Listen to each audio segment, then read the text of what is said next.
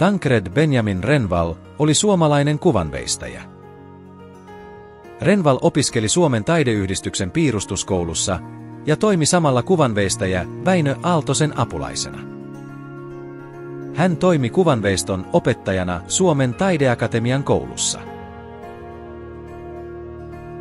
Renvall valmisti ensimmäiset suomalaisille elokuvan tekijöille jaettavat Jussipatsaat.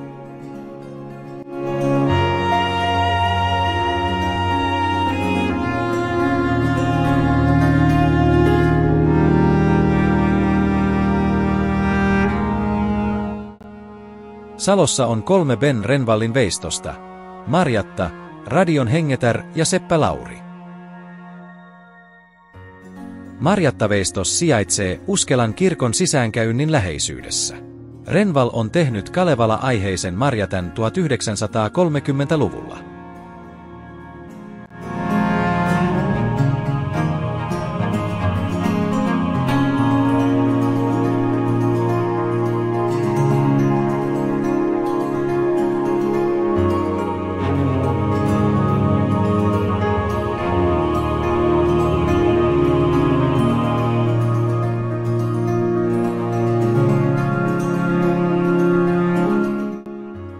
Osoitteeseen Turuntie 8 rakennettiin vuonna 1955 uusi liikerakennus.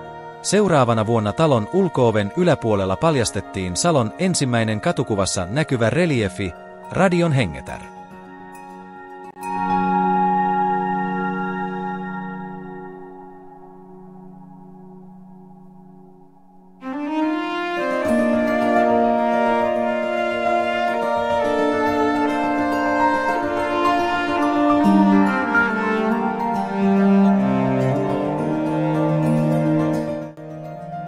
Perimätiedon mukaan Seppä Lauri on ensimmäinen nimeltä tunnettu Salon asukas.